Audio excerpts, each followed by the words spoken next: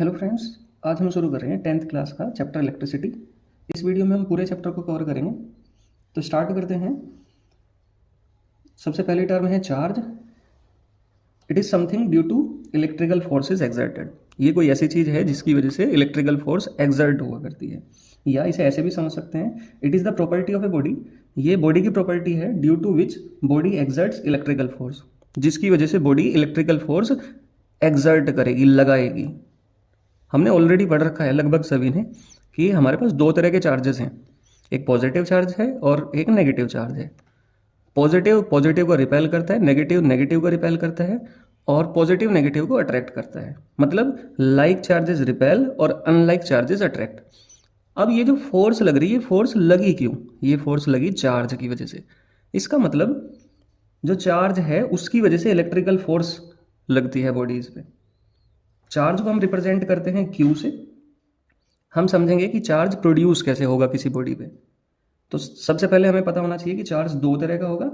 एक negative charge जो कि किस पे हुआ करता है, इलेक्ट्रॉन की वजह से। दूसरा पॉजिटिव चार्ज जो किसकी वजह से होगा, प्रोटॉन की वजह से। इन सबसे पहले हमें एटम का स्ट्रक्चर पता होना चाहिए।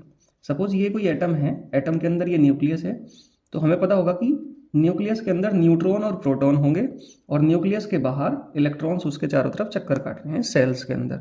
हमने केमिस्ट्री में पढ़ा K shell, L shell, M shell, ये सब चीज़ें। तो इलेक्ट्रॉन्स सेल्स में न्यूक्लियस के चारों तरफ चक्कर काट रहे हैं। इलेक्ट्रॉन नेगेटिवली चार्ज है, प्रोटॉन पॉजिटिव चार्ज हैं, और न्यूट्रॉन पे कोई चार्ज नहीं हुआ करता, वो न्यूट्रल हुआ करते हैं। हमें एक बात ध्यान से अच्छे से पता होनी चाहिए कि जब कोई एटम इलेक्ट्रॉन देगा, एटम गिव इलेक्ट्रॉन, तब उस पर पॉजिटिव चार्ज आएगा, और जब वो इलेक्ट्रॉन लेगा तो उस पर नेगेटिव चार्ज आएगा।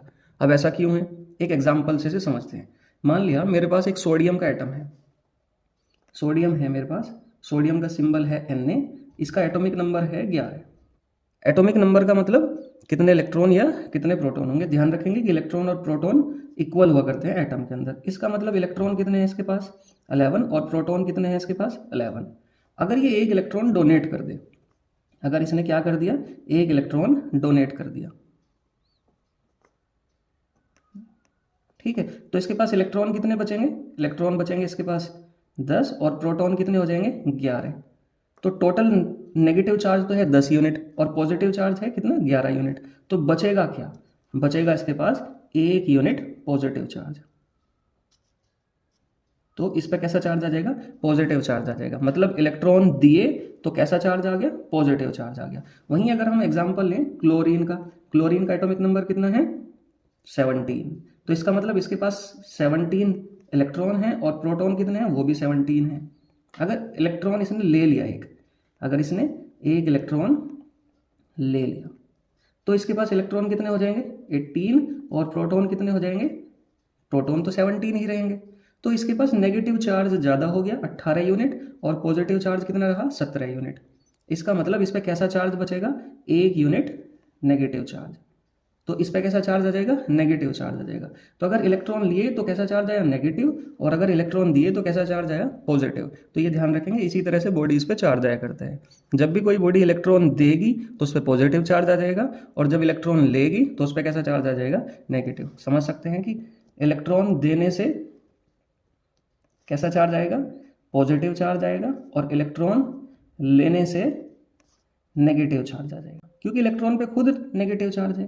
तो अगर नेगेटिव चार्ज ले लिया तो इसका मतलब नेगेटिव चार्ज ज़्यादा हो गया, और नेगेटिव चार्ज आपने दे दिया तो इसका मतलब नेगेटिव चार्ज कम हो गया, तो पॉजिटिव चार्ज ज़्यादा हो गया। आप इस तरह से समझ सकते हैं, ठीक है। अब नेक्स्ट है कि चार्ज की यूनिट क्या है। तो चार्ज की यूनिट है कूलाम।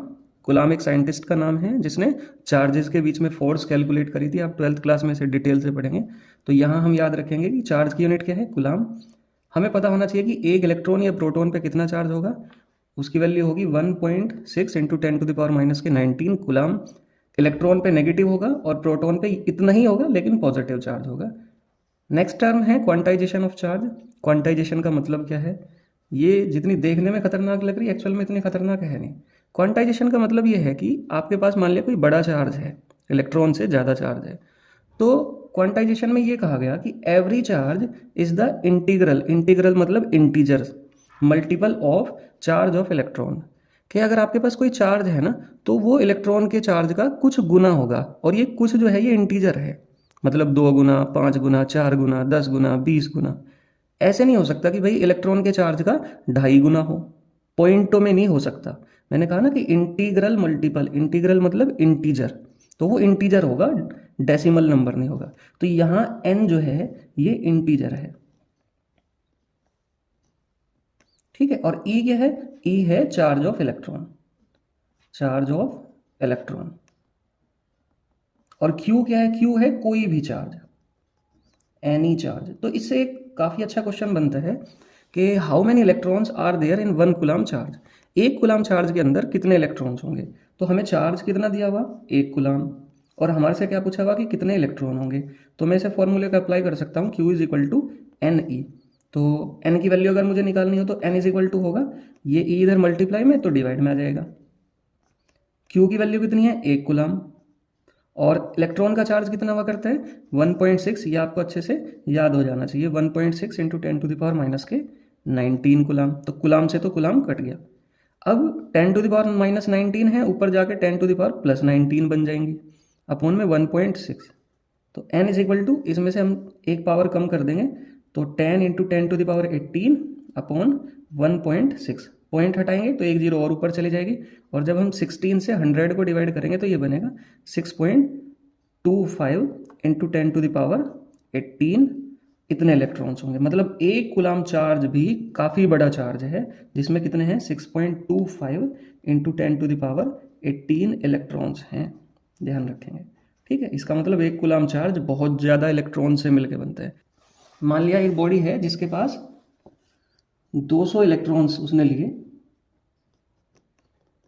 कितने इलेक्ट्रॉन्स लिए उसने? 200 इलेक्ट्रॉन लिए। तो हमारे से पूछ ले कि बताओ इस पर कितना चार्ज होगा। तो चार्ज हमने पढ़ ही लिया, चार्ज का फॉर्मूला क्या है? Q is equal to n e. ये क्वांटाइजेशन ऑफ चार्ज का फॉर्मूला है, आपको पता होना चाहिए। Q is equal to n e. तो अगर Q हमें निकालना, n की वैल्यू हम रख देंगे। n की वैल्यू कितनी है? 200, और E की वैल्यू कितनी है? 1.6 इंटू 10⁻⁻⁹ कूलम। तो Q की वैल्यू आ जाएगी, भाई ये 2 जीरो तो 10⁻2 बन गई, तो इसे दे देंगे। 10⁻⁻⁹ है और प्लस के 2 होगा, तो ये बन जाएगा 10⁻⁻�17, घट जाएंगे पावर। और फिर 2 की मल्टीप्लाई करेंगे 1.6 में, तो 16 2 जा 32, तो ये 3.2 बन जाएगा। इतने कूलम चार्ज आ जाएगा। नेक्स्ट टर्म है हमारे पास इलेक्ट्रिक करंट। इलेक्ट्रिक करंट क्या है? तो हम समझेंगे, मान लिया ये मेरे पास कोई कंडक्टर है, ठीक है, ये मेरे पास कोई वायर है या कोई बॉडी है, और इसके अंदर से ये इलेक्ट्रॉन्स मूव करना शुरू करें। क्या करना शुरू करें? मूव करते हैं।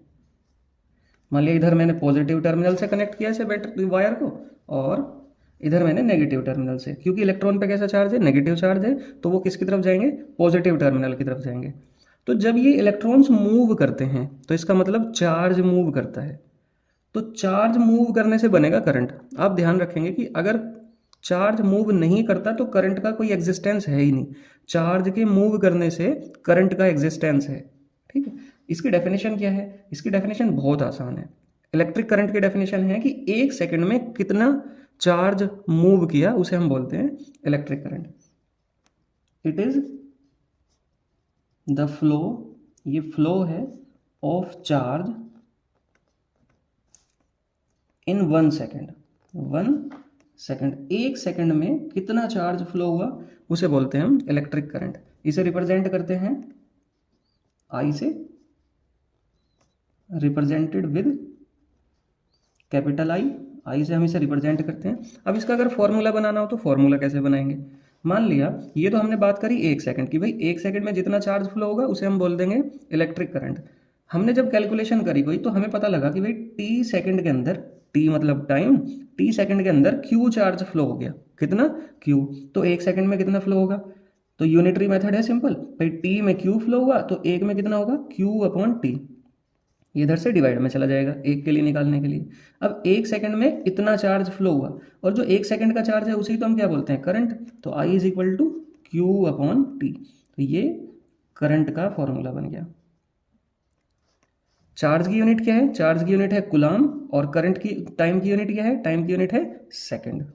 और इसकी है कूलाम।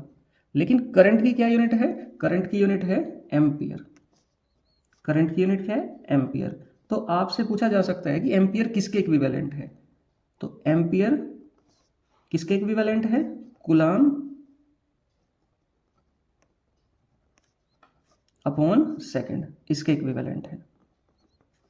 एम्पियर किसके इक्विवेलेंट है? कूलाम पर सेकंड। अब इसे एक न्यूमेरिकल देखते हैं। न्यूमेरिकल क्या है? सपोज क्वेश्चन में दिया होगा if 10 coulomb charge flow in 5 seconds, then find the value of current. Then find value of current. Current से मतलब है इलेक्ट्रिक करंट। आपको क्या कहा गया क्वेश्चन में कि अगर 10 कूलाम चार्ज फ्लो करता है 5 सेकंड में तो करंट की वैल्यू निकालो। अगर आप इसे सिंपल तरीके से समझेंगे, भाई 1 सेकंड में कितना फ्लो हुआ? 5 में 10 कूलाम हुआ तो 1 सेकंड में 2 कूलाम होगा, तो इसका मतलब 2 एम्पियर होगी करंट की वैल्यू। सॉल्व कैसे करेंगे? क्यू की वैल्यू दी हुई हमें 10 कूलाम और टाइम कितना दिया हुआ हमें? 5 सेकंड। अगर हमें आई निकालना है तो आई का फॉर्मूला है हमारे पास Q अपॉन टी, तो 10 अपॉन 5 कितना बना? 2 एम्पियर। तो इस तरह से हम करंट की वैल्यू निकाल सकते हैं। अब एक क्वेश्चन है जो 10th क्लास में इस तरह के काफ़ी क्वेश्चन हैं कि भाई डिफाइन 1 एम्पियर। अभी तुम पढ़ोगे कि भाई डिफाइन 1 वोल्ट भी आगे जाके पढ़ोगे। तो क्वेश्चन है डिफाइन 1 एम्पियर। एक क्वेश्चन इसी चैप्टर में है डिफाइन 1 वाट। तो 1 एम्पियर हम कैसे डिफाइन करेंगे? जब भी आपको ये 1 एम्पियर 1 वोल्ट 1 वाट इस तरह के क्वेश्चन आएंगे तो आप उनके सिंपल फॉर्मूले पे चले जाओ। आई का फॉर्मूला है Q अपॉन टी। अगर आप Q की वैल्यू भी 1 कर दोगे और T की वैल्यू भी 1 कर दोगे, मतलब चार्ज आप 1 कूलाम कर दोगे और टाइम कितना कर दोगे? 1 सेकंड, तो करंट कितना हो जाएगा? वो भी तो 1 हो जाएगा, उसकी वैल्यू भी तो 1 बन जाएगी, तो वो 1 एम्पियर बन जाएगा। तो हम इसे कैसे डिफाइन करेंगे? When 1 coulomb charge 1 coulomb charge flow every second. Every मतलब हर एक सेकेंड। जब हर एक सेकेंड में 1 कूलाम चार्ज फ्लो होगा देन करंट इज 1 एम्पियर। कितना होगा? 1 एम्पियर करंट होगा। आप इसे फॉर्मूले से भी समझा सकते हैं कि I is equal to Q upon t. जब Q कितना होगा? 1 कूलाम और टाइम कितना होगा? 1 सेकेंड, तो I इज इक्वल टू कितना होगा? 1 एम्पियर। ठीक है, ये काफ़ी अच्छा क्वेश्चन है, इसे आप इस तरह से समझा सकते हैं। नेक्स्ट है कि करंट की डायरेक्शन क्या होगी? करंट की डायरेक्शन क्या होगी? तो डायरेक्शन होगी इसकी पॉजिटिव टर्मिनल से, मतलब बैटरी के पॉजिटिव टर्मिनल से करंट चलेगा और किसकी तरफ चलेगा? नेगेटिव टर्मिनल की तरफ। हाँ, ध्यान रखेंगे कि इलेक्ट्रॉन्स जो मूव करेंगे, अगर हम इलेक्ट्रॉन के मोशन की बात करें तो इलेक्ट्रॉन का मोशन जो होगा वो होगा नेगेटिव से पॉजिटिव की तरफ, क्योंकि इलेक्ट्रॉन किसकी तरफ मूव करेंगे? भाई इलेक्ट्रॉन पे नेगेटिव चार्ज है और नेगेटिव है तो वो किसकी तरफ मूव करेगा? वो पॉजिटिव की तरफ मूव करेगा, तो वो पॉजिटिव की तरफ मूव करेगा। ठीक है, तो नेगेटिव से पॉजिटिव। जबकि करंट की डायरेक्शन क्या रहेगी? करंट की डायरेक्शन रहेगी पॉजिटिव टर्मिनल से नेगेटिव टर्मिनल। ये इलेक्ट्रिक करंट की डायरेक्शन है। ठीक है, ध्यान रखेंगे इसे। एक क्वेश्चन और भी है कि करंट को हम मेजर कैसे करते हैं, कौन से इंस्ट्रूमेंट से हम करंट को मेजर करते हैं? तो करंट को मेजर करने के लिए हमारे पास इंस्ट्रूमेंट है एमीटर। क्या नाम है इसका? एमीटर। ध्यान रखेंगे, एक क्वेश्चन बन सकता है 1 नंबर में या आधे नंबर में, करंट की डेफिनेशन पूछ ली और पूछ लिया कि इसे हम कैसे मेजर करते हैं, तो हम इसे एमीटर से मेजर करते हैं, ये भी याद रखेंगे। हमारा नेक्स्ट टॉपिक है इलेक्ट्रिक पोटेंशियल। इलेक्ट्रिक पोटेंशियल क्या है? It is the amount of work done in carrying 1 coulomb positive charge from outside of the electric field to a point inside electric field very slowly. मतलब ये work है 1 coulomb positive charge को electric field के बाहर से electric field के अंदर किसी पॉइंट पे लाने में, और बहुत स्लो। अभी इलेक्ट्रिक फील्ड समझना पड़ेगा, उससे पहले तो आपको तो इलेक्ट्रिक फील्ड भी नहीं पता। अब इलेक्ट्रिक फील्ड क्या है? मान लिया मेरे पास कोई चार्ज है Q और ये Q चार्ज पॉजिटिव है। तो ये दूसरे पॉजिटिव चार्जेस को रिपेल करेगा और नेगेटिव चार्जेस को अट्रैक्ट करेगा। तो जहां तक इसकी फोर्स लगेगी इस क्यू चार्ज की, वो इसका इलेक्ट्रिक फील्ड होगा। आप इसे ऐसे डिफाइन कर सकते हैं कि किसी चार्ज के चारों तरफ वो स्पेस जिसमें उसकी फोर्स को एक्सपीरियंस करा जा सकता है। मान लिया मैंने ये बाउंड्री इसकी बना दी कि यहां तक इसकी फोर्स को एक्सपीरियंस करा जा सकता है। अब इलेक्ट्रिक फील्ड के बाहर 1 कूलाम पॉजिटिव चार्ज रखा हुआ और इलेक्ट्रिक फील्ड के बाहर से 1 कूलाम पॉजिटिव चार्ज को इलेक्ट्रिक फील्ड के अंदर लाने में किसी पॉइंट पे जितना भी वर्क करना पड़ेगा, आप समझो कि बाहर से, इलेक्ट्रिक फील्ड के बाहर से आप इलेक्ट्रिक फील्ड के अंदर किसी पॉइंट पे 1 कूलाम पॉजिटिव चार्ज को लेके आ रहे हैं, तो जितना भी वर्क होगा, ये जितना भी वर्क होगा उसे ही हम क्या बोलते हैं, इलेक्ट्रिक पोटेंशियल बोलते हैं। एक बार फिर पढ़ता हूं मैं, it is the amount of work, ये वर्क है इन कैरिंग, लाने में, किसे लाने में, 1 coulomb positive charge, 1 coulomb charge को लेके आना हमें, from outside of the electric field, electric field के बाहर से, to a point inside electric field, एक पॉइंट पे जो कहाँ है, इलेक्ट्रिक फील्ड के अंदर। और ये बात ध्यान रखेंगे कि जब हम इस चार्ज को लेके आ रहे होंगे 1 कूलाम पॉजिटिव चार्ज को, तो ये बहुत स्लो प्रोसेस होगी, ठीक है। इसे हम रिप्रेजेंट करते हैं V से। अब सपोज हमने मान लिया कि हमारे पास 1 कूलाम पॉजिटिव चार्ज नहीं था, हमारे पास Q चार्ज है और Q चार्ज को लाने में हमें कितना वर्क डन करना पड़ा, W वर्क करना पड़ा। तो Q चार्ज को लाने में कितना वर्क हुआ, W, तो 1 कूलाम चार्ज को लाने में कितना वर्क होगा, W अपॉन Q, ठीक है। तो 1 कूलाम को लाने में जितना वर्क डन हुआ करता है उसी हम बोलते हैं इलेक्ट्रिक पोटेंशियल, इसे V से रिप्रेजेंट करते हैं। तो V इज इक्वल टू हो जाएगा W अपॉन Q, इसकी यूनिट बनेगी वोल्ट। अच्छा, वोल्ट किसके इक्विवेलेंट है, ये भी बात ध्यान रखेंगे हम। वर्क डन की यूनिट होगी जूल, एनर्जी की भी जूल ही हुआ करती है, जूल, और चार्ज की क्या है, कूलाम। तो ये भी हम ध्यान रखेंगे, पूछा जा सकता है कि वोल्ट किसके इक्विवेलेंट है, वोल्ट इक्विवेलेंट है जूल पर कूलाम के। इसी सीरीज में फिर इलेक्ट्रिक पोटेंशियल डिफरेंस की, भाई इलेक्ट्रिक पोटेंशियल डिफरेंस क्या है, इलेक्ट्रिक पोटेंशियल में जहां हम 1 कूलाम पॉजिटिव चार्ज को इलेक्ट्रिक फील्ड के बाहर से इलेक्ट्रिक फील्ड के अंदर लेके आए थे, इलेक्ट्रिक पोटेंशियल डिफरेंस में क्या होगा कि इलेक्ट्रिक फील्ड के अंदर ही एक पॉइंट से दूसरे पॉइंट तक ले जाने में, किसे ले जाने में, 1 कूलाम पॉजिटिव चार्ज को, जितना भी वर्क होगा उसे हम बोलते हैं potential difference. So it is the amount of work in carrying plus 1 coulomb charge from 1 point two other point inside electric field, और ध्यान रखेंगे वेरी स्लो। तो ये फॉर्मूला हम ध्यान रखेंगे, और ये डेफिनेशंस भी पूछी जा सकती हैं। बहुत आसान डेफिनेशन है, 1 कूलाम चार्ज को लेके जाना बस।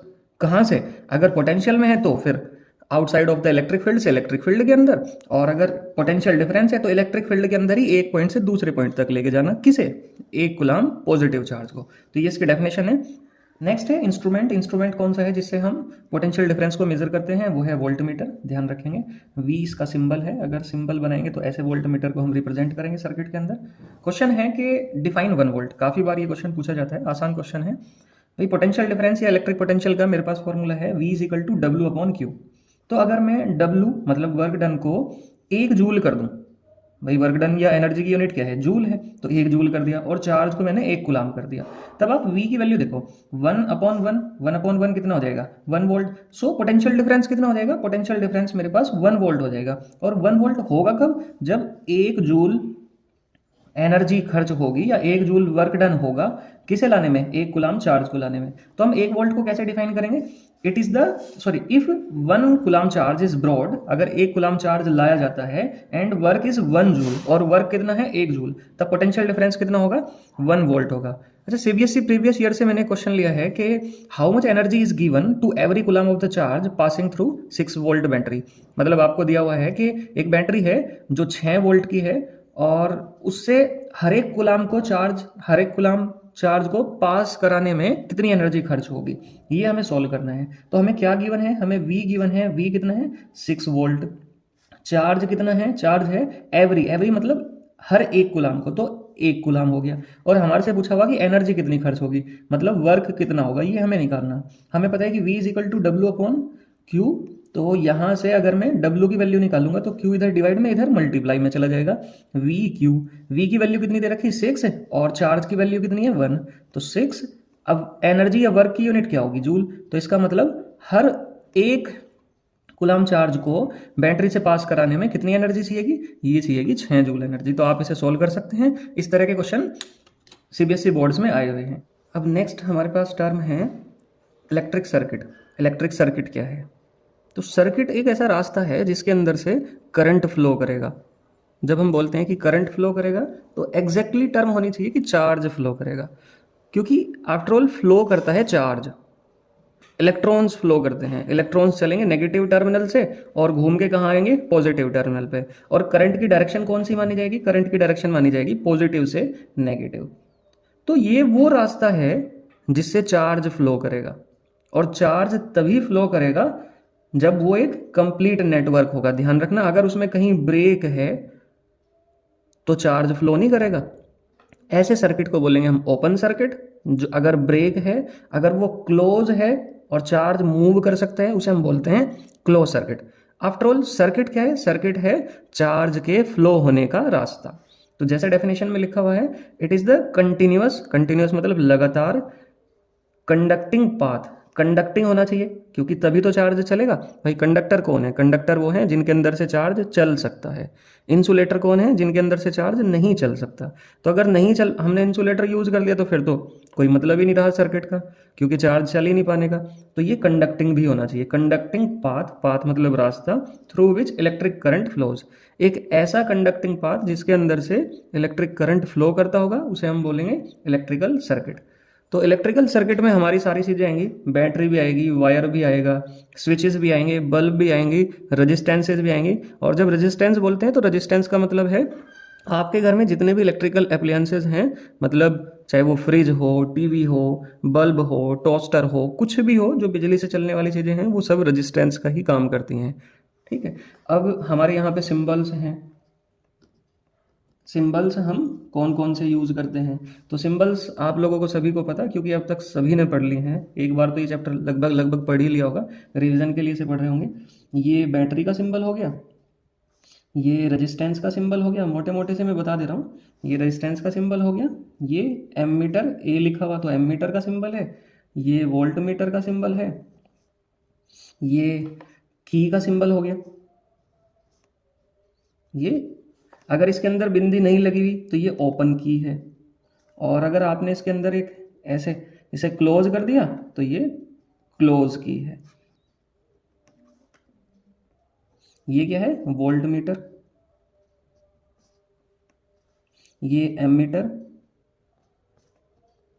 ये रेजिस्टेंस। और रेजिस्टेंस भी ध्यान रखेंगे, फिक्स रेजिस्टेंस। अगर वेरिएबल रेजिस्टेंस की बात करेंगे तो वेरिएबल रेजिस्टेंस कुछ इस तरह से होगी। ये हमारे पास सेल का सिंबल हो गया, और ये कौन सी रेजिस्टेंस है, ये वेरिएबल रेजिस्टेंस है, वेरिएबल रेजिस्टेंस।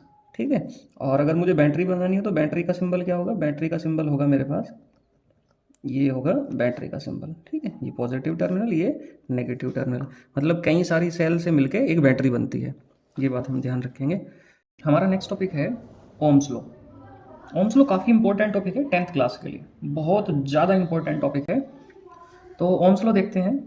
सपोज मेरे पास ये कंडक्टर है और इस कंडक्टर को मैंने एक बैटरी से कनेक्ट कर दिया जिसका पोटेंशियल डिफरेंस है V। इस पोटेंशियल डिफरेंस की वजह से इस कंडक्टर के अंदर से करंट चलता है I। तो ये जो करंट है ये इस पोटेंशियल डिफरेंस के डायरेक्टली प्रोपोर्शनल होगा। ओम्स लॉ ये कहेगा, मतलब पोटेंशियल डिफरेंस डायरेक्टली प्रोपोर्शनल होगा करंट के। जितना ज़्यादा बड़ी बैटरी होगी उतना ही ज़्यादा करंट इस कंडक्टर से पास होगा।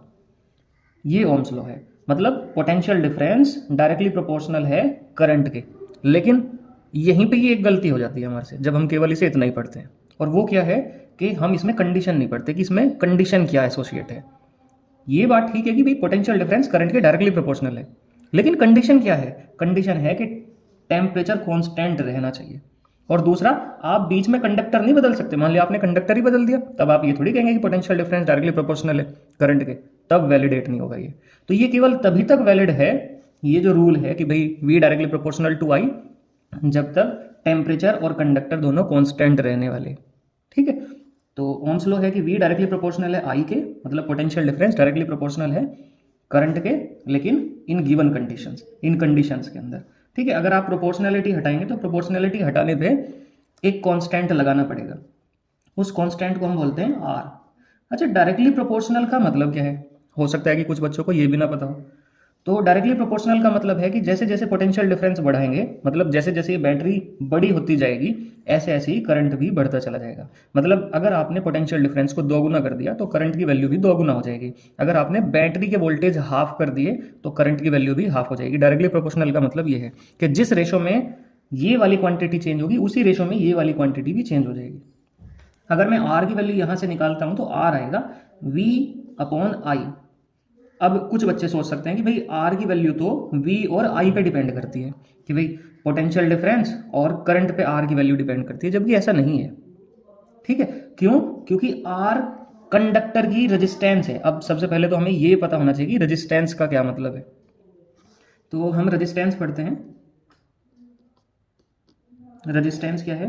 तो रेजिस्टेंस है जब ये करंट चल रहा होगा यहाँ से, मतलब चार्ज चल रहा होगा, तो चार्ज के रास्ते में ये कंडक्टर क्या रुकावटें पैदा करेगा, ये कंडक्टर चार्ज के रास्ते में क्या रुकावटें पैदा करेगा, उसे हम रेजिस्टेंस बोलते हैं। तो रेजिस्टेंस क्या है? It is the obstruction in path of electric current के रास्ते में रुकावट, या चार्ज कैरियर भी आप बोल सकते हैं, कि चार्ज कैरियर्स के रास्ते में जो रुकावट होगी आप उसे क्या बोलेंगे? रेजिस्टेंस बोलेंगे। ठीक है, तो रेजिस्टेंस V और I पे डिपेंड नहीं करती। हमें लगेगा कि भाई अगर हम I की वैल्यू को बढ़ा देंगे रेजिस्टेंस कम हो जाएगी, इनवर्सली प्रोपोर्शनल या इसके डायरेक्टली प्रोपोर्शनल, ऐसा कुछ भी नहीं है। रेजिस्टेंस टोटली प्रॉपर्टी है कंडक्टर की। It depends only on conductor, एक तो ये कंडक्टर पे डिपेंड करती है, आल्सो ऑन टेम्परेचर पे भी डिपेंड करती है। इसे किससे रिप्रेजेंट करते हैं? रिप्रेजेंट करते हैं हम इसे रिप्रेजेंटेड विद कैपिटल R। अच्छा, एक ग्राफ भी इसके बीच में बनता है V और I के बीच में। तो ग्राफिकल रिलेशन क्या बनेगा? ये बनेगा कि अगर मैं y एक्सिस पे पोटेंशियल डिफरेंस प्लॉट करता हूँ और x एक्सिस पे करंट प्लॉट करता हूँ, तो हमें दिख रहा कि अगर I की वैल्यू जीरो है, V की वैल्यू अगर जीरो है तो करंट भी जीरो होगा। मतलब अगर बैटरी का वोल्टेज जीरो है तो करंट कैसे चलेगा? करंट भी नहीं चलने का। मतलब जब V जीरो है तभी I भी जीरो है। लेकिन जैसे जैसे बैटरी के वोल्टेज बढ़ते जाएंगे ऐसे ऐसे करंट भी बढ़ता जाएगा, क्योंकि डायरेक्टली प्रोपोर्शनल है। तो इसके बीच में एक स्ट्रेट लाइन का ग्राफ आएगा। ठीक है, तो ये स्ट्रेट लाइन इसी चीज को रिप्रेजेंट करेगी कि V डायरेक्टली प्रोपोर्शनल है I के। ये बात ध्यान रखेंगे। अच्छा, ग्राफ से कभी कभी ना न्यूमेरिकल्स भी बनते हैं। न्यूमेरिकल्स कैसे बनते हैं? मान लिया आपको इसी ग्राफ की अगर मैं बात करता हूँ, इसी ग्राफ में आपको कुछ वैल्यूज दे दी उसने। ये दे दिया 0.1 एम्पियर में करंट, 0.2, 0.3, ये न्यूमेरिकल दे दिया मान लिया उसने कुछ, और यहाँ दिया 2 वोल्ट, 4 वोल्ट, 6 वोल्ट, ऐसे करके। और आपसे कह दिया कि इसकी रेजिस्टेंस कैलकुलेट करो, रेजिस्टेंस की वैल्यू निकालो, रेजिस्टेंस की वैल्यू क्या है। तो आप क्या करेंगे कि यहाँ ना ऐसे ज्वाइन करके और ऐसे ज्वाइन कर देंगे, तो किसी एक पॉइंट पे आप V और I की अगर वैल्यू निकालते हैं तो आपको रेजिस्टेंस मिल जाएगी। तो सपोज ये पॉइंट A है, ये पॉइंट B है, तो एट पॉइंट A पॉइंट पे V की वैल्यू है 2 और I की वैल्यू है 0.1। V वोल्ट में होगा, ऑब्वियस सी बात है। V की मतलब पोटेंशियल डिफरेंस की यूनिट क्या है? वोल्ट है, और करंट की यूनिट है एम्पियर। ये तो अगर मैं R की वैल्यू निकालूंगा तो R कैसे निकलेगा? V अपॉन I से, हमारे पास फॉर्मूला है रेजिस्टेंस का, और ये बन जाएगा 2 अपॉन 0.1, पॉइंट हटाएंगे ये 0 पर चली जाएगी, ये आ जाएगा 20। अब नेक्स्ट है कि रेजिस्टेंस की यूनिट क्या होगी? तो रेजिस्टेंस की यूनिट होगी ओम। तो इसकी यूनिट क्या है? इसकी यूनिट है ओम, OHM, इसकी यूनिट बन गई। तो रेजिस्टेंस ध्यान रखेंगे, रेजिस्टेंस क्या है? रेजिस्टेंस है चार्ज पार्टिकल्स के रास्ते की रुकावट, चार्ज कैरियर्स मतलब चार्ज को ले जाने वाले। चार्ज को ले जाने वाला कौन है? चार्ज को ले जाने वाले हैं इलेक्ट्रॉन्स। इलेक्ट्रॉन चलेंगे नेगेटिव टर्मिनल से पॉजिटिव टर्मिनल, करंट चलेगा पॉजिटिव टर्मिनल से नेगेटिव टर्मिनल। तो इन इलेक्ट्रॉन्स के रास्ते में जो भी रुकावटें होंगी that is known as the resistance. तो ये तो हुआ ओम्स लॉ। ओम्स लॉ में हम इंपॉर्टेंट बात यही है कि वैसे तो सबको पता कि V डायरेक्टली प्रोपोर्शनल आई है, बस मेन बात है कि टेम्परेचर और कंडक्टर वाली कंडीशन अगर आप ध्यान रखेंगे तो ये आपका और अच्छा हो जाएगा। नंबर आपको यहाँ पे भी मिल जाएंगे, बस आपके नंबर पूरे तब हो जाएंगे जब आप ये 2 वर्ड और लिख दोगे। इस तरह से एक न्यूमेरिकल भी बन सकता है इस पर, तो ये न्यूमेरिकल के लिए भी तैयार रहेंगे। और ग्राफ एक स्ट्रेट लाइन है जो ओरिजिन से पास हो रही होगी। अब नेक्स्ट है, जब हमने पढ़ ही लिया कि भाई रेजिस्टेंस की यूनिट ओम है, तो क्वेश्चन बनेगा डिफाइन 1 ओम। 1 ओम को डिफाइन करो, 1 ओम क्या है। तो मैंने तुम्हें पहले भी बताया कि जब भी कभी ये 1 ओम, 1 वाट, 1 वोल्ट, 1 एम्पियर इस तरह का कोई क्वेश्चन आया तो आप ना फॉर्मूले पे चले जाओ। भाई ओम रेजिस्टेंस की यूनिट है और रेजिस्टेंस का फॉर्मूला है V/I। If V is equal to 1 volt और I is equal to 1 ampere, then R की वैल्यू क्या होगी, R होगा 1/1 और 1/1 मतलब 1 ओम। ठीक है, इसका मतलब जब 1 वोल्ट पोटेंशियल डिफरेंस से 1 एम्पियर का करंट चलेगा तो कंडक्टर की रेजिस्टेंस 1 ओम होगी। इसे कैसे डिफाइन करेंगे, डिफाइन करेंगे when 1 ampere current flows with 1 volt potential difference, 1 volt potential difference, PD मतलब potential difference, then resistance equals to 1 ohm. आप इस तरह से करके डेफिनेशन बना सकते हैं, और इसी की नहीं किसी की भी, बस आपको ध्यान होना चाहिए कि इस फॉर्मूले में क्या क्या चीज़ें हैं। ठीक है, ये क्वेश्चन बनेगा, काफ़ी अच्छा क्वेश्चन है, आप इसे आसानी से सोल्व कर सकते हैं। रेजिस्टेंस से ही हमारे पास एक न्यूमेरिकल है कि एक सिंपल सर्किट है जिसके अंदर बैटरी है 24 वोल्ट की, और रेजिस्टेंस या रजिस्टर जो है उसकी रेजिस्टेंस कितनी है, 60 ओम उसकी रेजिस्टेंस है। तो हमें सर्किट के अंदर करंट निकालना। अगर मैं इसे सर्किट को बनाऊं तो सर्किट कुछ इस तरह का बनेगा। मान लीजिए ये मेरे पास एक बैटरी होगी जिसके वोल्टेज कितने दिए हुए, ये 24 वोल्ट दिए हुए बैटरी के। अब इस बैटरी से एक रेजिस्टेंस कनेक्टेड है, रेजिस्टेंस कितनी है उसकी, 60 ओम उसकी रेजिस्टेंस है। और ये सर्किट मैंने कंप्लीट कर लिया। आप इसमें चाहें तो की लगा सकते हैं। ठीक है, और इसमें करंट चल रहा है I, और मुझे इस I की वैल्यू ही निकालनी है। तो इसका आंसर कुछ इस तरह से होगा कि भाई जो आपको गिवन है सबसे पहले उसे लिख लो। आपको V गिवन है वो कितना है, 24 वोल्ट। पोटेंशियल डिफरेंस जो है बैटरी का वो 24 वोल्ट का है, और रेजिस्टेंस है आपके पास 60 ओम। आपको I निकालना है, तो आपके पास रिलेशन है।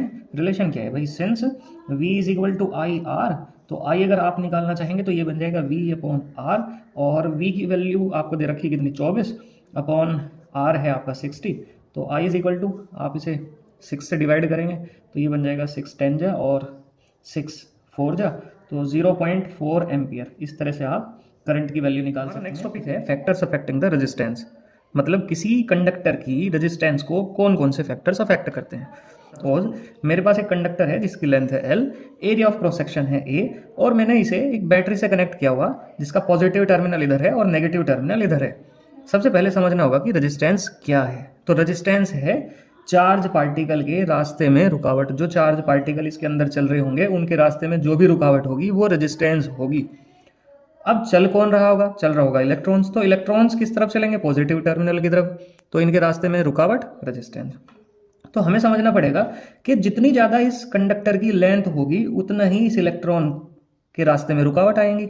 मान लिया यहाँ कोई एटम है, हमें समझना पड़ेगा कि इलेक्ट्रॉन्स चलते कैसे हैं। भाई कोई भी कंडक्टर है उसके अंदर फ्री इलेक्ट्रॉन्स होंगे और ये एटम्स भी होंगे उसके अंदर, तो ये इलेक्ट्रॉन्स जो हैं इन एटम से टकराते हुए जाएंगे। अब जितनी ज़्यादा लेंथ होगी उतनी ही बार ये टकराएंगे। इसका मतलब रेजिस्टेंस जो है वो डायरेक्टली प्रोपोर्शनल है लेंथ के। लेंथ किसकी, ऑफ कंडक्टर, कंडक्टर की लेंथ के डायरेक्टली प्रोपोर्शनल होगी रेजिस्टेंस। दूसरा फैक्टर, दूसरा है, अब आप समझो ये जो एरिया ऑफ क्रॉस सेक्शन है, ये जो एरिया है, ये जितना ज़्यादा एरिया होगा इलेक्ट्रॉन्स उतनी ही आसानी से इन एटम्स के बीच में से निकल सकते हैं। मतलब अगर एरिया ज़्यादा हुआ तो रेजिस्टेंस, रुकावट जो ही इलेक्ट्रॉन के रास्ते में वो कम होगी। इसका मतलब रेजिस्टेंस एरिया के इन्वर्सली प्रोपोर्शनल है। एरिया ज़्यादा होने से रेजिस्टेंस कम हो रही तो ये इन्वर्सली प्रोपोर्शनल होगी। तो ये है एरिया ऑफ क्रॉस सेक्शन। इनसे अलग भी दो फैक्टर और हैं। तीसरा फैक्टर है रेजिस्टेंस डायरेक्टली प्रोपोर्शनल होगी टेम्परेचर के। ध्यान रखेंगे, हमने जब ओम्स लॉ पढ़ा था तो ओम्स लॉ में हमने कहा था कि ओम्स लॉ तभी तक वैलिड है जब तक टेम्परेचर कांस्टेंट है और कंडक्टर गिवन है।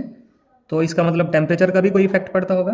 तो रेजिस्टेंस टेम्परेचर के डायरेक्टली प्रोपोर्शनल हुआ करती है, जितना ज़्यादा टेम्परेचर होगा उतनी ही ज़्यादा रेजिस्टेंस हो जाएगी। फोर्थ पॉइंट है गिवन कंडक्टर। गिवन कंडक्टर मतलब जो हमें कंडक्टर दिया हुआ उस पर भी डिपेंड करती है रेजिस्टेंस। हमने पढ़ा कि सिल्वर के लिए जो रेजिस्टेंस है वो सबसे कम है, और फिर कॉपर आएगा, उसी सीरीज़ में एल्यूमिनियम भी आएगा, और उसी सीरीज़ में गोल्ड, और सारे मेटल्स हैं, सारे मेटल्स कंडक्टर हैं। तो अगर मैं इनकी कंडक्टिविटी की बात करूं तो सिल्वर सबसे ज़्यादा सबसे बेहतरीन कंडक्टर है, फिर कॉपर है, एल्यूमिनियम है, गोल्ड भी है। और अगर रेजिस्टेंस की बात करूं तो सबसे कम रेजिस्टेंस किसकी है? सिल्वर की। तो इसका मतलब ये रेजिस्टेंस जो है वो कहीं ना कहीं कंडक्टर पे भी डिपेंड करते हैं कि आपने कंडक्टर कौन सा चूज किया। नेक्स्ट मेरे पास टॉपिक है रेजिस्टिविटी। कंडक्टर की रेजिस्टिविटी से क्या मतलब है? हमने अभी थोड़ी देर पहले ही पढ़ा कि रेजिस्टेंस डायरेक्टली प्रोपोर्शनल है लेंथ के। डायरेक्टली प्रोपोर्शनल होने का क्या मतलब हुआ कि अगर आपने लेंथ दोगुनी करी तो रेजिस्टेंस भी दोगुनी हो जाएगी, अगर आप लेंथ को हाफ करोगे तो रेजिस्टेंस भी हाफ हो जाएगी। इसी तरह से हमने पढ़ा कि resistance area of cross section के इन्वर्सली प्रोपोर्शनल है। मतलब अगर आपने एरिया को दोगुना कर दिया, ध्यान रखेंगे, अगर हमने एरिया ऑफ क्रॉस सेक्शन को दोगुना करा तो रेजिस्टेंस हाफ हो जाएगी। अगर आपने से हाफ करा एरिया ऑफ क्रॉस सेक्शन मतलब वायर की या कंडक्टर की या रजिस्टर की मोटाई को आपने आधा कर दिया, एरिया ऑफ क्रॉस सेक्शन को हाफ करा, तो उसकी रेजिस्टेंस बढ़ जाएगी। अभी हमने पढ़ा ना कि भाई जितना ज़्यादा एरिया होगा इलेक्ट्रॉन उतनी आसानी से इसके अंदर से मूव कर सकते हैं, जितना कम एरिया होगा इलेक्ट्रॉन को उतना ही ज़्यादा कोलिजन होंगे, उतना ही ज़्यादा रेजिस्टेंस होगी। ठीक है, इस वजह से उसकी रेजिस्टेंस जो है बढ़ जाएगी अगर एरिया कम होगा। तो अगर इन दोनों फैक्टर्स को हम कंबाइन करते हैं, अगर इन दोनों फैक्टर्स को हम कंबाइन करें, कंबाइन बोथ फैक्टर्स, तो R डायरेक्टली प्रोपोर्शनल हुआ L अपॉन A के। अब इस प्रोपोर्शनलिटी को हटाएंगे तो एक कांस्टेंट हमें लगाना पड़ेगा, वो कांस्टेंट है रो। आप इसे P की तरह बना लेंगे, बस इसे थोड़ा सा यहाँ से मोड़ देंगे, इसे बोलते हैं रो, L अपॉन A। तो यहाँ रो क्या है? रो है कांस्टेंट, रो कांस्टेंट है, और इसका नाम है रेजिस्टिविटी। रेजिस्टिविटी और भी एक नाम है इसका, रेजिस्टिविटी और स्पेसिफिक रेजिस्टेंस। Specific resistance. तो अगर आप इसका फॉर्मूला निकालना चाहें तो रो इज इक्वल टू हो जाएगा ए, इधर डिवाइड से मल्टीप्लाई में चला जाएगा, R into A upon L. ये रेजिस्टिविटी का फॉर्मूला बन जाएगा। अगर आप इसकी यूनिट निकालना चाहें तो यूनिट इसकी बन जाएगी, रेजिस्टेंस की यूनिट होगी ओम, एरिया की यूनिट होगी मीटर स्क्वायर, क्योंकि एरिया जब भी निकलेगा लेंथ इंटू ब्रेड्थ या पाई आर स्क्वायर या ए स्क्वायर, जैसे भी आप निकालेंगे तो वो मीटर स्क्वायर में आएगा, और लेंथ की यूनिट होगी मीटर, तो मीटर से एक मीटर कट जाएगा और ये बन जाएगा ओम मीटर, या फिर ओम अगर आपने लेंथ सेंटीमीटर में ले रखी तो ओम सेंटीमीटर, ये इसकी यूनिट बन जाएगी। तो अब क्वेश्चन बना डिफाइन रेजिस्टिविटी। रेजिस्टिविटी है क्या? तो अगर रेजिस्टिविटी को डिफाइन हमें करना हो तो कैसे करेंगे रेजिस्टिविटी को डिफाइन? भाई हमने फॉर्मूला पढ़ा, R is equal to rho into L upon A. If L is equal to कितना हो जाए? 1 मीटर हो जाए, और A इज इक्वल टू कितना हो जाए? 1 मीटर स्क्वायर हो जाए, देन R किसके इक्वल होगा? R इज इक्वल टू रो के होगा। तो इसका मतलब ये जो रो है, मतलब रेजिस्टिविटी जो है, रेजिस्टिविटी है तो रेजिस्टेंस ही, लेकिन कब? जब कंडक्टर की लेंथ 1 मीटर और एरिया ऑफ क्रॉस सेक्शन कितना हो जाएगा? 1 मीटर स्क्वायर। तो रेजिस्टिविटी रेजिस्टेंस है, resistivity is the resistance of conductor, conductor की resistance when length is equal to 1 metre and area of cross section, area of cross section is equal to 1 metre square. ठीक है, area of cross section से क्या मतलब है? जैसे मान लिया ये मेरे पास कंडक्टर है, तो लेंथ तो इसकी एल हो ही गई, और एरिया ऑफ क्रॉस सेक्शन से मतलब है ये जो इसका सर्कुलर एंड है, ये इसका एरिया, जितना ज़्यादा इसका एरिया होगा इलेक्ट्रॉन्स उतनी ही आसानी से चलेंगे, मतलब उसकी रेजिस्टेंस कम हो जाएगी। जितनी ज़्यादा लेंथ होगी उतनी ही ज़्यादा रेजिस्टेंस हो जाएगी, उतनी ही ज़्यादा रुकावटों का सामना करना पड़ेगा। तो इस तरह से आप रेजिस्टिविटी को डिफाइन कर सकते हैं। रेजिस्टिविटी रेजिस्टेंस ही है कंडक्टर की, लेकिन जब लेंथ 1 मीटर हो और area of cross section 1 metre square हो। ठीक है, तो आसान टॉपिक है, आप इस तरह से इसे डिफाइन कर सकते हैं।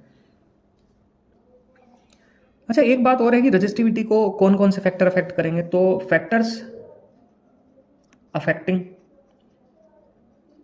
तो कौन कौन से फैक्टर अफेक्ट करेंगे? भाई हमने 4 फैक्टर पढ़े थे रेजिस्टेंस के लिए, लेंथ, एरिया, टेम्परेचर और कंडक्टर। यहाँ हमें लेंथ तो 1 मीटर कर दी, एरिया 1 मीटर स्क्वायर कर दिया, मतलब इनसे तो कोई फर्क पड़ने वाला है नहीं। तो बचा कौन सा कि रजिस्टिविटी एक तो टेम्परेचर पे डिपेंड होगी और दूसरा डिपेंड करेगी कंडक्टर पे कि आपने कौन सा कंडक्टर लिया। तो ध्यान रखेंगे रेजिस्टेंस 4 फैक्टर पे डिपेंड करती है, रजिस्टिविटी केवल 2 ही फैक्टर्स पे डिपेंड करती है। कौन कौन से फैक्टर्स हैं? फैक्टर्स हैं टेम्परेचर और कंडक्टर। हमारा नेक्स्ट टॉपिक है ग्रुपिंग ऑफ रजिस्टर्स। ये भी एक इंपॉर्टेंट टॉपिक है। अब हम रजिस्टर्स की ग्रुपिंग करेंगे। तो ग्रुपिंग करने के हमारे पास 2 तरीके हैं, एक सीरीज ग्रुपिंग है और एक पैरेलल ग्रुपिंग है। एक एक करके पढ़ते हैं। तो पहले पढ़ेंगे सीरीज ग्रुपिंग। सीरीज ग्रुपिंग, मान लिया आपके पास 3 रजिस्टर्स हैं, अलग अलग हैं तीनों, और उनकी रेजिस्टेंस है R1, R2 और R3, और आपने उन्हें सीरीज में कनेक्ट किया। तो सीरीज में कैसे कनेक्ट करते हैं पहले तो ये देखेंगे। मान लिया एक रजिस्टर ये है, तो इसी के एंड से फिर हम दूसरा रजिस्टर कनेक्ट कर देंगे, दूसरा रजिस्टर ये हो गया, और फिर इसी तरह से एक हमने तीसरा रजिस्टर और कनेक्ट कर दिया। आपके क्वेश्चन में 2 रजिस्टर भी हो सकते हैं, 2 से ज़्यादा भी हो सकते हैं, तो मैं 3 का एक एग्जाम्पल लेके चलता हूँ। और इन तीनों रजिस्टर को आपने एक बैटरी के साथ में कनेक्ट किया जिसका पोटेंशियल डिफरेंस V है। तो सीरीज कॉम्बिनेशन के क्वेश्चंस करते टाइम आप किन बातों का ध्यान रखेंगे? वो ये है कि मान लिया ये 20 वोल्ट की बैटरी है, तो यहाँ से करंट चला I, मतलब कुछ चार्ज चला। तो अब आप ये समझेंगे कि जो करंट चल रहा वो करंट इसमें भी इतना ही रहेगा, इसमें भी इतना ही रहेगा, इसमें भी इतना ही रहेगा। सपोज इसकी रेजिस्टेंस R1, इसकी रेजिस्टेंस R2 और इसकी रेजिस्टेंस R3, तो करंट तो सब में सेम ही रहेगा। अगर मुझे इनके अक्रॉस पोटेंशियल डिफरेंस निकालना हो, अगर मुझे इसका पोटेंशियल डिफरेंस निकालना हो, तो वो होगा भाई V is equal to I R formula हुआ करता है। तो इसका पोटेंशियल डिफरेंस होगा IR1, इसका कितना होगा IR2, और इस वाली रेजिस्टेंस का कितना होगा IR3। इसका मतलब ये जो पोटेंशियल डिफरेंस है बैटरी का वो 3 जगह बढ़ जाएगा, इस पे V1, इस पे V2 होगा और इस पे V3 होगा। तो सीरीज ग्रुपिंग के अंदर कौन सी चीज़ सेम रहेगी, कौन सी अलग रहेगी, ये ध्यान रखने वाली बात है कि सीरीज ग्रुपिंग के अंदर करंट तो सेम रहेगा, करंट सेम रहेगा सीरीज ग्रुपिंग में, और जो पोटेंशियल डिफरेंस है वो डिस्ट्रीब्यूट होगा, वो डिस्ट्रीब्यूट होगा। और डिस्ट्रीब्यूट होने का अलग अलग तरीका है, ठीक है। डिस्ट्रीब्यूट होने का ये है कि जहाँ पे रेजिस्टेंस ज़्यादा होगी वहाँ पोटेंशियल डिफरेंस ज़्यादा होगा, जहाँ रेजिस्टेंस कम होगी वहाँ पोटेंशियल डिफरेंस कम होगा। ये बात भी हम ध्यान रखेंगे। डिस्ट्रीब्यूट होगा according to their resistance, according to their resistance, resistance के हिसाब से डिस्ट्रीब्यूट होगा। जहाँ रेजिस्टेंस ज़्यादा वहाँ पोटेंशियल डिफरेंस ज़्यादा जाएगा। अब क्योंकि ये V वोल्ट 3 जगह बटा, तो मैं लिख सकता हूँ कि V is equal to V1 plus V2 plus V3, और V9 हमें ये भी पता कि V1 किसके इक्वल है, V1 है IR1 के, V2 किसके इक्वल है IR2 के, और V3 किसके इक्वल है IR3 के। तो अगर इन तीनों वैल्यूज़ को मैं यहाँ सब्सटीट्यूट करता हूँ तो मेरे पास आएगा V is equal to IR1, IR2 और IR3। इन सब में क्या कॉमन होगा? इन सब में कॉमन है IR1 plus R2 plus R3। मान लिया इस पूरे नेटवर्क की जो रेजिस्टेंस है, इक्विवेलेंट रेजिस्टेंस है, वो मैंने RS मान ली। कितनी मान ली? RS।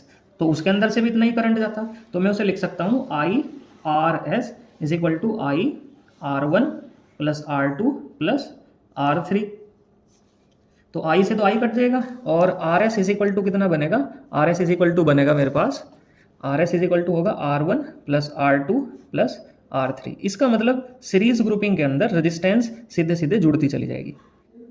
एक एग्जांपल से समझते हैं सीरीज कॉम्बिनेशन को। सपोज मेरे पास 2 रेजिस्टेंसेज हैं, एक 8 ओम की रेजिस्टेंस है, एक 4 ओम की रेजिस्टेंस है, जिन्हें मैंने 20 वोल्ट की एक बैटरी से कनेक्ट किया हुआ है।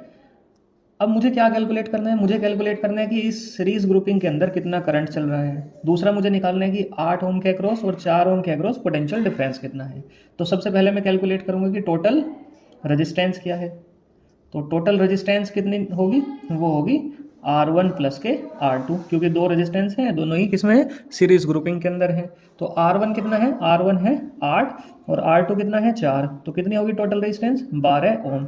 अब हमने पढ़ा कि V is equal to IR, तो अगर मुझे I निकालना है तो V अपॉन R करना पड़ेगा। V की वैल्यू कितनी है? 20 वोल्ट। रेजिस्टेंस कितनी है? 12 ओम। कट के कितना आएगा? अगर मैं 4 से काट दूं तो 5/3 एम्पियर। तो इसका मतलब इतना करंट इस पूरी सर्किट से चल रहा होगा। अब हमने ये भी पढ़ा हुआ कि सीरीज ग्रुपिंग के अंदर करंट है वो कांस्टेंट रहेगा, मतलब इसमें भी करंट इतना ही रहेगा, इसमें भी करंट आई चलेगा, इसमें भी आई करंट होगा और इसमें भी कितना करंट होगा आई। मान लिया इसके अक्रॉस पोटेंशियल डिफरेंस V1 है, इसके अक्रॉस पोटेंशियल डिफरेंस V2 है, तो V1 कितना होगा, V1 होगा IR1, IR1 मतलब 5/3, R1 की वैल्यू कितनी है 8, तो 8 पंजे 40, 40/3 पोटेंशियल डिफरेंस की यूनिट होगी वोल्ट। इसी तरह से V2 कितना होगा, वो होगा IR2, IR2 मतलब 4 मल्टीप्लाइड बाई 5/3, तो ये हो जाएगा 20/3 वोल्ट।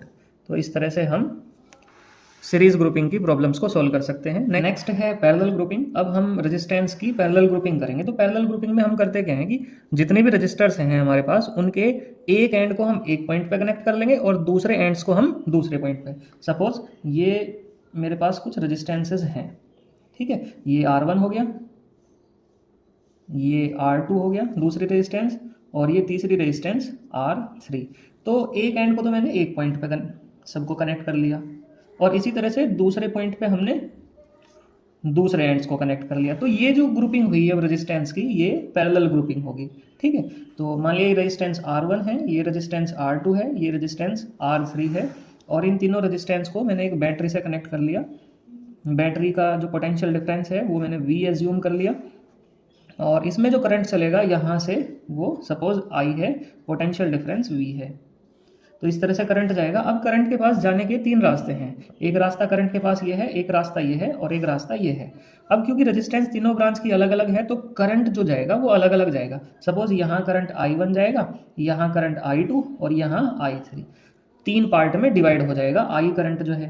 तो इसका मतलब I किसके इक्वल होगा, I होगा I1 plus I2 plus I3, तीन पार्ट में वो डिवाइड हो गया। हमें पैरेलल ग्रुपिंग के बारे में पता होना चाहिए कि पैरेलल ग्रुपिंग में क्या चीज़ सेम रहेगी और क्या बदल जाएगी। तो करंट I जो है वो तो होगा डिस्ट्रीब्यूट, ये ध्यान रखेंगे, वो डिस्ट्रीब्यूट होगा पैरेलल ग्रुपिंग के अंदर, और पोटेंशियल डिफरेंस V वो सब जगह सेम रहेगा। ये दो बातों का हमें पता होना चाहिए, ठीक है। एक और दो, करंट डिस्ट्रीब्यूट होगा पैरेलल के अंदर, ये पैरेलल की प्रॉपर्टी है, और पोटेंशियल डिफरेंस V वो क्या रहेगा, सेम रहेगा। तो पोटेंशियल डिफरेंस तो सेम रहने वाला, यहाँ पे भी V होगा, यहाँ पे भी V होगा, और यहाँ पे भी V होगा। सिंस हमने पढ़ा हुआ कि V किसके इक्वल है, I R के इक्वल है, तो अगर मैं यहाँ से I की वैल्यू निकालता हूँ तो I होगा V/R। तो जब मैं I1 की वैल्यू निकालूंगा, इसका मतलब I1 कितना होगा, V/R1। इसी तरह से I2 कितना होगा, वो होगा V/R2, और I3 कितना होगा, V/R3। तो अगर मैं I1, I2, I3 की वैल्यू यहाँ सब्सटीट्यूट करता हूँ तो मेरे पास आएगा V/R1 plus V/R2 plus V/R3। इन सब में क्या कॉमन आया, V कॉमन आया, और बचा क्या 1/R1 plus 1/R2 plus 1/R3। अगर मैं इस पूरे सर्किट की रेजिस्टेंस को RP एज्यूम कर लूँ, P यहाँ पैरेलल ग्रुपिंग के लिए आया, RP मैंने एज्यूम करा, तो वो बनेगा, यहाँ जो करंट होगा I होगा V/RP। तो V से V कैंसिल आउट हो जाएगा, तो बचेगा 1/RP is equal to 1/R1 plus 1/R2 plus 1/R3।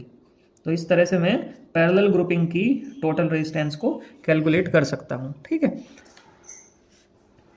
अगर मेरे पास दो रेजिस्टेंस हो, इफ 2 रजिस्टर्स ओनली, अगर मेरे पास केवल दो रजिस्टर्स हैं। अच्छा, अगर इसमें आपको दो रेजिस्टेंस के लिए करना हो तो बस आप I3 हटा देंगे, क्योंकि वो दो ही पार्ट में डिवाइड होगा। तो I1 I2, I1 की वैल्यू हो जाएगी V/R1 V/R2, फिर 1/R1 1/R2, और V से V कैंसिल आउट हो जाएगा, तो केवल आपके पास इतना ही बचेगा। तो 1/R is equal to 1/R1 plus 1/R2। अगर आप इनका एलसीएम लेंगे तो ये R2 इधर क्रॉस मल्टीप्लाई होगी, तो R2 1 में मल्टीप्लाई और R1 इधर चला जाएगा, और अपॉन में इनकी मल्टीप्लाई R1 और R2, तो ये 1/R के इक्वल आया। दोनों साइड का रेसिप्रोकल करेंगे तो R इज इक्वल टू आ जाएगा R1 R2 upon R1 plus R2। मतलब क्या हुआ कि अगर आपके पास दो रेजिस्टेंस हैं और वो पैरेलल ग्रुपिंग के अंदर हैं, तो आप क्या करेंगे, दोनों की मल्टीप्लाई कर देंगे और अपॉन में जोड़ देंगे। सपोज आपने वही दो मैंने रेजिस्टेंस ली, एक 8 ओम की रेजिस्टेंस है, 8 ओम की है, और दूसरी रेजिस्टेंस है आपके पास 4 ओम की रेजिस्टेंस। और इन्हें आपने पैरेलल ग्रुपिंग के अंदर कनेक्ट कर दिया, तो इनकी टोटल रेजिस्टेंस कितनी बनेगी? वो बनेगी R इज इक्वल टू 8 और 4 की मल्टीप्लाई कर देंगे आप, R1 और R2, और दोनों को नीचे जोड़ देंगे, 8 + 4। तो ये पैरेलल ग्रुपिंग में टोटल रेजिस्टेंस निकालने का तरीका हो गया। तो 8 4 जा 32 अपॉन में 12, डिवाइड करेंगे, 4 से डिवाइड करेंगे, 4 8 जा और 4 3 जा, तो टोटल रेजिस्टेंस बनी 8/3 ओम। तो इस तरह से आप पैरेलल ग्रुपिंग की टोटल रेजिस्टेंस निकाल सकते हैं। अब हम कुछ क्वेश्चंस लेंगे जो प्रीवियस ईयर में बोर्ड्स में आए हुए हैं, उन क्वेश्चन को देखेंगे और सॉल्व करेंगे। सीरीज और पैरेलल ग्रुपिंग से मैंने एक क्वेश्चन लिया है जो CBSE 2018 में पेपर में आया हुआ है, और इसमें दिया हुआ कि 10 ओम और 40 ओम का ये दो रेजिस्टेंस है, आपस में पैरेलल में कनेक्टेड हैं, और 3 रेजिस्टेंसेज हैं 30, 20 और 60, ये भी पैरेलल में कनेक्टेड हैं, और 12 वोल्ट की एक बैटरी है जिससे कनेक्टेड है। तो हमें क्या क्या निकालना है? हमें निकालना है तो टोटल रेजिस्टेंस निकालनी है सर्किट की, और इस सर्किट के अंदर करंट कितना चल रहा होगा वो I निकालना है हमें। तो ये 2 नंबर में क्वेश्चन पूछा जा सकता है, 3 में भी पूछा जा सकता है, 2018 में क्वेश्चन आया था। सॉल्व करते हैं, कैसे सॉल्व करेंगे? तो सॉल्व करने का तरीका ये रहेगा, तो सबसे पहले हमें दिखाई दे रहा है कि ये दोनों रेजिस्टेंसेज जो हैं ये पैरेलल ग्रुपिंग में हैं, तो हम लिखेंगे 10 ohm and 40 ohm are in parallel grouping. किस में है? पैरेलल ग्रुपिंग में है। ग्रुपिंग को आप शॉर्ट में लिख सकते हैं GPING करके। तो इनकी जो टोटल रेजिस्टेंस होगी वो मैंने R1 एज्यूम कर ली, तो वो कितनी होगी? 1/10। पैरेलल का फॉर्मूला है मेरे पास 1/R1, 1/ इधर ऐसे ही 40, क्योंकि 1/R किसके इक्वल हुआ करता है? 1/R1 + 1/R2 plus dash dash dash, ये पैरेलल का फॉर्मूला है हमारे पास। ठीक है, तो 1/R1 इज इक्वल टू आ गया। अब इनका एलसीएम लेंगे हम, एलसीएम कितना आ जाएगा? 40 इनका एलसीएम आ जाएगा, तो 4 से इसमें मल्टीप्लाई करा और 1 से इसमें, तो ये बना 5/40, तो मतलब 1/8। तो R1 की वैल्यू आ गई मेरे पास 8 ओम, मतलब 10 और 40 ओम का जो टोटल रेजिस्टेंस आई ये मेरे पास 8 ओम रेजिस्टेंस आ गई। मैंने ऐसे करके लिख लिया। इसी तरह से 30 ओम, 20 ओम और 60 ओम ये भी पैरेलल ग्रुपिंग में है, तो 30 ohm, 20 ohm and 60 ohm are also in parallel grouping. कौन सी ग्रुपिंग में है? पैरेलल ग्रुपिंग में है। तो मैंने इन तीनों की टोटल रेजिस्टेंस R2 एज्यूम कर ली, तो फॉर्मूला लगाया 1/R2 is equal to 1/30 + 1/20 + 1/60। LCM कितना आएगा? इनका एलसीएम भी 60 आ जाएगा, तो इसमें 2 से मल्टीप्लाई करी, ऊपर 2 आ गया, इसमें 3 से करी तो ऊपर 3 आ गया, इसमें 1 से करी तो 1 आ गया, सिंपल। तो ये कितना बना? 6/60 मतलब 1/10। तो मतलब जो दूसरा सर्किट है ये वाला, इस पूरे सर्किट की टोटल रेजिस्टेंस आ गई मेरे पास 10 ओम, ये आ गया 10 ओम। अब आप देखेंगे कि ये 8 ओम और 10 ओम की जो रेजिस्टेंस हैं ये आपस में सीरीज ग्रुपिंग के अंदर हैं। मतलब इस पूरे की रेजिस्टेंस तो है 8 ओम, और इस पूरे की जो रेजिस्टेंस है वो 10 ओम है।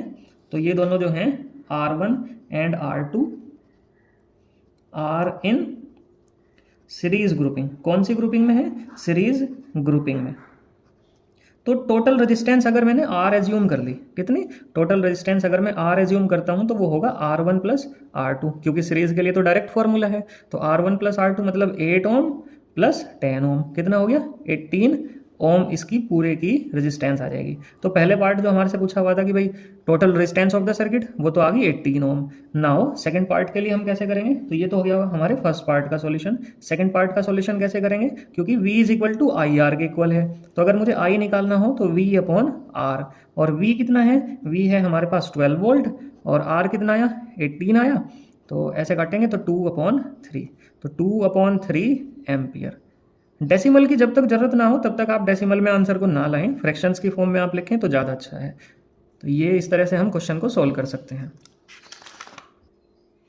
नेक्स्ट जो हमारा टॉपिक है वो है इलेक्ट्रिकल पावर। ये इलेक्ट्रिक पावर क्या है? अब आप सोचो कि मान लिया मेरे पास एक बल्ब है, वो बल्ब बिजली से जल रहा, तो वो बिजली कंज्यूम कर रहा, मतलब इलेक्ट्रिसिटी या इलेक्ट्रिकल एनर्जी वो कंज्यूम कर रहा। तो पावर का मतलब है उसने 1 सेकंड में कितनी एनर्जी कंज्यूम करी। तो हम इसे लिख सकते हैं इट इज़ एनर्जी, और एनर्जी भी कौन सी? जब हम इलेक्ट्रिसिटी पढ़ रहे तो इलेक्ट्रिकल एनर्जी, तो it is electrical energy consumed पर सेकंड, मतलब 1 सेकंड में कितनी एनर्जी कंज्यूम करी। तो 1 सेकंड की जो एनर्जी है उसे ही हम क्या बोलते हैं? उसे हम पावर बोलते हैं। ठीक है, ये ध्यान रखेंगे। अब मान लिया कि हमने जो कैलकुलेशन करी वो टी सेकंड की करी, और टी सेकंड में ई एनर्जी कंज्यूम हुई। कितनी एनर्जी? ई एनर्जी कंज्यूम हुई। तो एक सेकंड में कितनी कंज्यूम होगी? ई अपॉन टी। तो पावर का फॉर्मूला बना ई अपॉन टी। अच्छा, और एक और फॉर्मूला बन सकता है कि ये तो हुआ एनर्जी, हम वर्क डन के टर्म में भी इसे बता सकते हैं, क्योंकि वर्क डन और एनर्जी दोनों एक दूसरे से रिलेटेड हैं। एनर्जी होगी तभी वर्क होगा, या हम कह सकते हैं कि भाई इलेक्ट्रिकल एनर्जी ने कितना वर्क करा एक सेकंड में, तो W अपॉन टी भी इसका फॉर्मूला हो सकता है। तो और करके हम W भी सब्सटीट्यूट कर सकते हैं E की जगह। तो P is equal to E upon T, और ये जो फॉर्मूला है एग्जैक्टली यही फॉर्मूला होगा। अब इसकी यूनिट क्या बनेगी? Unit of power. Unit of power, power की यूनिट अगर हम यहां से चेक करें तो पावर की यूनिट है जूल पर सेकंड, लेकिन पावर की यूनिट जो है वो है वाट। मतलब वाट किसके इक्विवेलेंट है? वाट इक्विवेलेंट है जूल पर सेकंड के इक्विवेलेंट। ठीक है, ध्यान रखेंगे इसे हम। अब क्वेश्चन ये बनेगा पहले की तरह कि डिफाइन 1 वाट।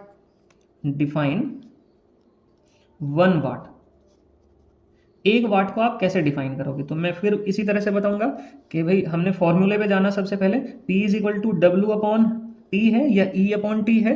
तो अगर हम W की वैल्यू 1 कर दें, और W की यूनिट क्या होगी? जूल, तो 1 जूल कर दें, और टाइम की वैल्यू कितनी कर दें? 1 सेकेंड। तो अगर 1 सेकंड में 1 जूल एनर्जी खर्च हो रही तो हम उसे बोलेंगे 1 वाट। जैसे हमारे घर में अगर 1 वाट का बल्ब है तो इसका मतलब ये हुआ कि 1 सेकंड में 1 जूल एनर्जी वो खर्च कर रहा। मान लिया हमारे घर में एलईडी बल्ब है, वो कोई 8 वाट का है, कोई 10 वाट का है, तो इसका ये मतलब होगा कि वो 1 सेकंड में उतने जूल एनर्जी खर्च कर रहा। अगर कोई 10 वाट का है तो इसका मतलब होगा कि 1 सेकंड में 10 जूल एनर्जी वो खर्च कर रहा, या 1 सेकंड में 10 जूल काम करना पड़ रहा उस बल्ब को जलाने के लिए।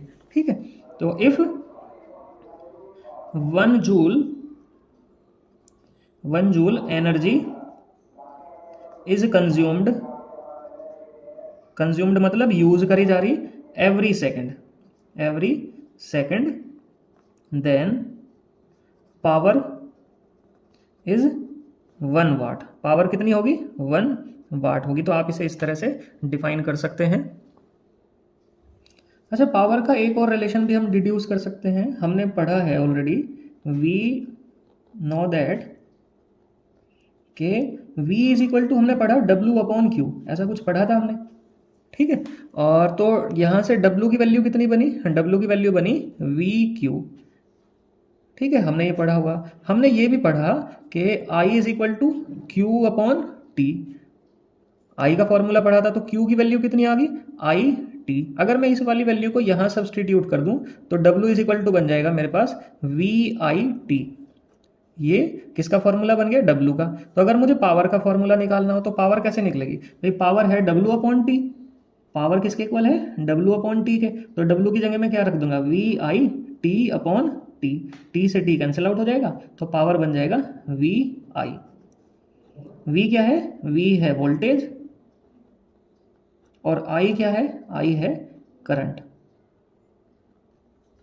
करंट मल्टीप्लाई वोल्टेज, ये किसके इक्वल बन जाएगा? पावर के इक्वल बन जाएगा। एक और भी रिलेशन हम यूज कर सकते हैं कि भाई V हमने पढ़ा IR इंटू आई, तो P इज इक्वल टू बन गया I into I square R। तो पावर का एक फॉर्मूला मेरे पास ये भी हो गया। ठीक है, इसे भी याद रखेंगे हम। एनर्जी की यूनिट है जिसे बोलते हैं commercial unit of energy, kWh। कुछ बच्चों को कंफ्यूजन हुआ करता है कि ये पावर की यूनिट है क्योंकि इसके नाम में वाट आ रहा, जबकि ये एनर्जी की यूनिट है। K का मतलब किलो, W से मतलब है वाट, और T से R से मतलब है ये टाइम हो गया। ठीक है, तो किलो वाट आर। अगर मैं पावर को, तो किलो वाट तो हो गया, किलो का मतलब 1000, और वाट का मतलब पावर, और आर का मतलब है 1 घंटा, मतलब टाइम हो गया। ठीक है, तो ये एनर्जी की यूनिट है। अगर मैं 1 kWh की वैल्यू निकालना चाहूँ तो ये बना 1 किलो, किलो का मतलब 1000 वाट। ठीक, और आर को मैं लिख सकता हूँ 3600 सेकेंड, क्योंकि एक आर में 60 मिनट होंगी। ठीक है, और 1 मिनट में 60 सेकेंड्स होंगी। तो इसका मतलब एक आवर में कितने होंगे, 60 मल्टीप्लाइड बाई 60, इतने सेकंड्स होंगी। तो कितना आ जाएगा, 3600 इतने सेकंड्स। तो अगर मैं इनकी मल्टीप्लाई करूँगा तो ये बन जाएगा 36 और 2 तो ये हैं और 3 ये हैं, 5 जीरो हो जाएंगे। और वाट को लिख सकते हैं हम जूल अपॉन सेकंड। हमने पहले भी पढ़ा था कि वाट किसके इक्विवेलेंट है, जूल अपॉन सेकंड के मल्टीप्लाइड बाई सेकंड, सेकंड से सेकंड कट जाएगा तो ये बनेगा 3.6 इंटू 10⁶ जूल। ठीक है, तो 1 kWh किसके इक्वल हुआ, 1 kWh हुआ 3.6 इंटू 10⁶ जूल के इक्वल। नेक्स्ट टॉपिक है मेरे पास हीटिंग इफेक्ट ऑफ करंट। अब ये हीटिंग इफेक्ट ऑफ करंट है क्या चीज़, मतलब करंट की वजह से हीट जनरेट होगी। करंट की वजह से हीट जनरेट क्यों होगी, सबसे पहले फिर वहीं आएंगे कंडक्टर के अंदर।